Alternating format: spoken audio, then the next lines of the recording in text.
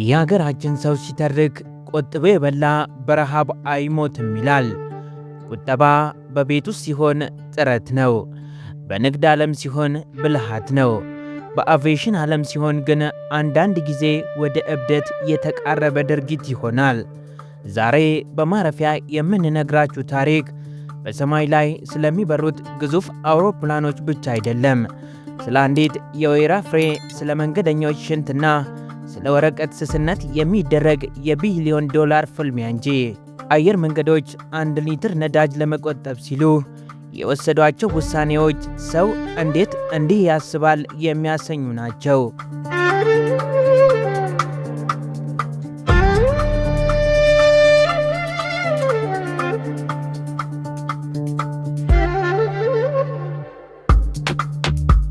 አየር መንገዶችም ለትርፍ ሲሉ ያደረጉት ጥረት አንዳንድ ጊዜ መንገደኞችን እያስቆጣ፣ ሌላ ጊዜ ደግሞ እያስደመመ ዛሬ ላይ ደርሷል።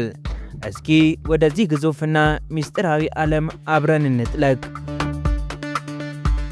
ታሪካችንን የምንጀምረው በ1987 ዓ.ም ከአሜሪካን አየር መንገድ ጋር ነው።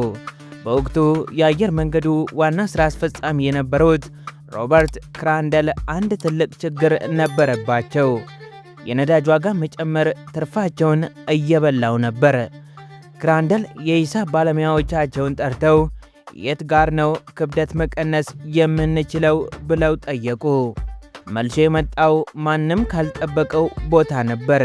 ከመንገደኞች ምግብ። በበረራ ወቅት ከሚቀርበው ሰላጣ ላይ አንዲት የወይራ ፍሬ ብቻ እንዲቀነስ ትዕዛዝ አስተላለፉ።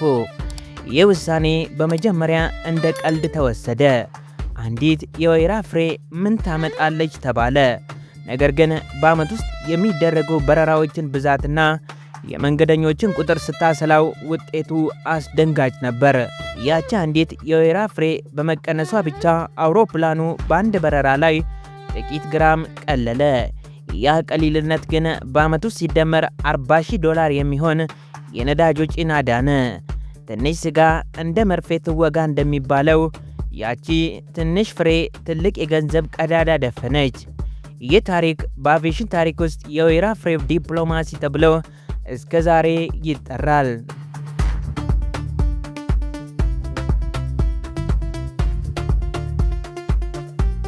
አሁን ደግሞ ወደ ምስራቅ ወደ ቴክኖሎጂዋ ሀገር ጃፓን እንጓዝ።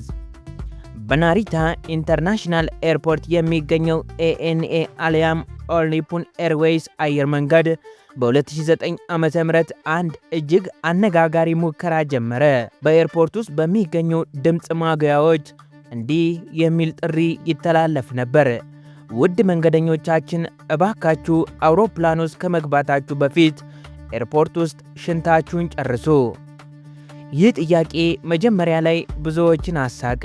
አየር መንገዱ እስከዚህ ድረስ ገባ ተባለ።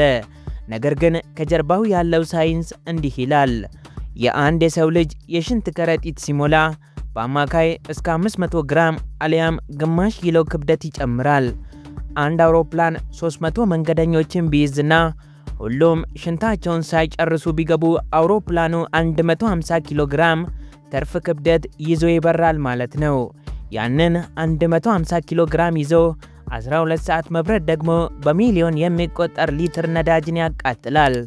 ጃፓኖች ከመሄድ በፊት መጨረስ ለጉዞህ ቅለት ነው በሚል መርህ የአየር ብክለትን ለመቀነስ ይህንን ዘዴ ተገበሩት።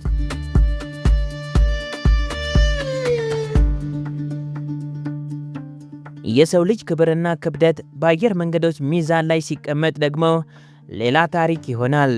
በኒውዚላንድ ኦክላንድ ኤርፖርትና በደቡብ ኮሪያ ኢንቺዮን ኤርፖርት መንገደኞች እንደ ሻንጣ ሚዛን ላይ እንዲቆሙ ተገደዱ። አየር መንገዶቹ ይህ ለደህንነት ሲባል ነው ቢሉም ዋናው ሚስጥር ግን ነዳጅ ነው። አውሮፕላኖች ከመነሳታቸው በፊት የሚሞላው የነዳጅ መጠን የሚሰላው አውሮፕላኑ የሚሸከመውን አጠቃላይ ክብደት መሰረት አድርጎ ነው። አየር መንገዶች የመንገደኞችን አማካይ ክብደት በግምት ነበር የሚያሰሉት። ነገር ግን ግምቱ ስህተት ከሆነ ወይ ነዳጅ ይተርፋል ይህም ትርፍ ክብደት ይሆናል ወይም ያንሳል። ትክክለኛውን የሰው ክብደት ማወቅ ማለት ለአውሮፕላኑ የሚያስፈልገውን ነዳጅ በመድኃኒት ቤት ሚዛን እንደሚለካ ፈሳሽ በጥንቃቄ ለመቅዳት ይረዳቸዋል። ቁጥብነት የመለኪያ ጥበብ ነው በሚል መርህ ኒውዚላንዶች የሰውን ልጅ ወደ ቁጥር ቀየሩት።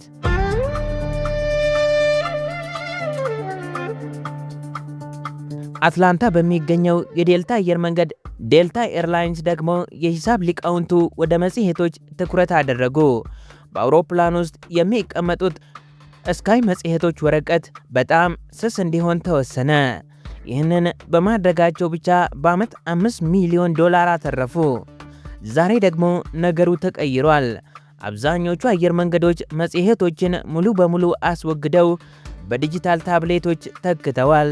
እንዲያውም አንዳንድ አየር መንገዶች በአውሮፕላን ውስጥ የሚገኙትን የስክሪን ሲስተሞች በማውጣት የራሳቸውን ስልክ ተጠቀሙ እያሉ ነው።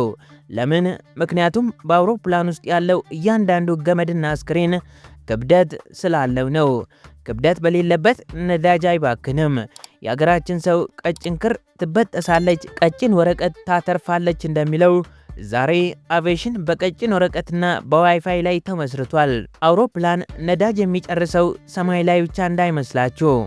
አንድ አውሮፕላን ከጌት ተነስቶ ማኮብኮቢያ እስኪደርስ ድረስ ያለው ጉዞ ታክሲንግ ይባላል። በዚህ ወቅት ግዙፍ ሞተሮቻቸውን አስነስተው መሬት ለመሬት ሲሄዱ ከፍተኛ ነዳጅ ያቃጥላሉ። ለምሳሌ በለንደን ሂትሮ ኤርፖርት አንድ አውሮፕላን መሬት ላይ ለ30 ደቂቃ ጥበቃ ሊያደርግ ይችላል። ይህንን ለማስቀረት ህንድ ውስጥ በሚገኘው ኢንዲራ ጋንዲ ኤርፖርት ታክሲቦት የተባለ ቴክኖሎጂ መጣ። ይህ በኤሌክትሪክ የሚሰራ ትራክተር አውሮፕላኑን ሞተሩ ሳይነሳ ጎትቶ ማኮብኮቢያው ላይ ያደርሰዋል። ካልሮጡ አይወድቁም እንደሚባለው አውሮፕላኑ መሬት ላይ ያለ ሞተሩን ካላነሳ በሚሊዮን የሚቆጠር ሊትር ነዳጅ ይተርፋል። ይህ ዛሬ የዘመናዊ ኤርፖርቶች ሁሉ ግብ ሆኗል።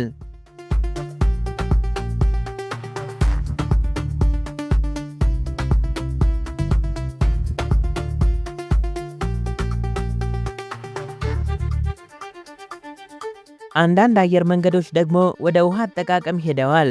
አውሮፕላኖች የሚጭኑትን የውሃ መጠን በመቀነስ በረዶ አይስ ኪዩብስ ብቻ መጫን ጀምረዋል። ምክንያቱም ውሃ ከበረዶ ይልቅ በፈሳሽነቱ ወቅት ክብደት ይኖረዋል። እንዲያውም በአውሮፕላን ውስጥ የሚገኙ መጸዳጃ ቤቶች የሚጠቀሙት የውሃ መጠን እጅግ ዝቅተኛ እንዲሆንና በከፍተኛ የአየር ግፊት ቫኪዩም እንዲሰሩ ተደርገዋል። ይህም አውሮፕላኑ የሚሸከመውን የውሃ መጠን በመቀነስ ነዳጅ ይቆጥባል።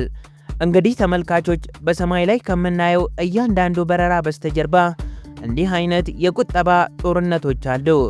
ትንሽ ካልቆጠቡ ትልቅ አይገኝም የሚለው ብሂል በአቪዬሽን ዓለም ውስጥ ሕግ ነው። አየር መንገዶች ለአንዲት የወይራ ፍሬና ለሽንት ክብደት የሚጨነቁት ለትርፍ ብቻ አይደለም። በሰማይ ላይ የሚደረግ እያንዳንዱ ግራም ሽሚያ የዓለማችንን የነዳጅ ፍጆታና የአየር ንብረት ለውጥ ስለሚወስን እንጂ ቆጥቦ የበላ ዓመት ይበላል እንደሚባለው